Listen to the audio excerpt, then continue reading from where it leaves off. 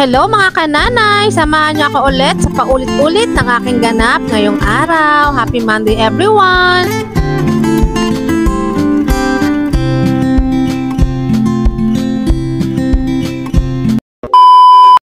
Hello, magandang umaga. Happy Monday, 5:30 ako nagising. Nilabas ko na yung ulam namin. At dahil may pasok ngayong mag-ama ko ngayon, ang unang aalis ay si Papa Cha. Habang tulog pa ngayong mag-ama, ito kumikilos muna ang nanay. Paulit-ulit lang po yung ating ganap, as usual.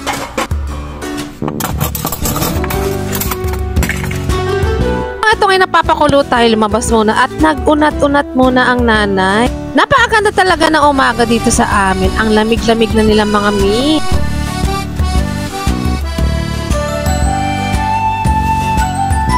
At dahil magsi 6 o'clock na niyan, ayan, kumilos na tayo. Aga po talaga ako nagluluto ng ulam. Tingnan nyo naman yung aking kangkong na nabili. Akala ko pag nilagay ko siya doon, maaayos na. Pero tingnan nyo naman, naging lantutay na. Pero carry bom-bom lang, gulay pa rin yan mga mi. Ang ulam namin of the day, alam nyo na, walang kamatayang sinigeng-geng. Huwag ka ba pag Monday, palagi na lang sinigang ang nire-request na itong magtatay.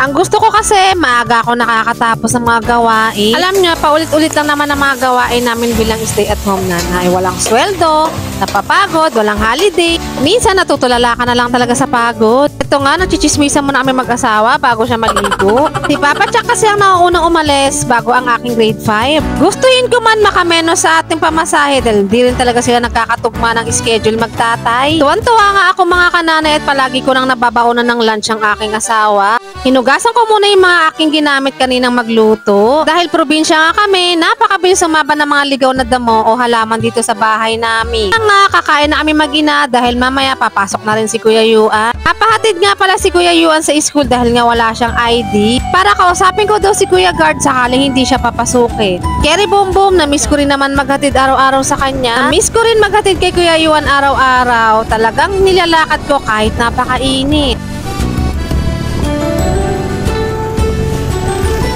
Pagkarating namin sa school, ayan, pinapasok naman kami ni Kuya Guard. Meron na rin naman siyang ID mamaya. Meron palang science fair dito mga mix. Tignan niyo naman, eto ang costume. Tapos na daw ang program.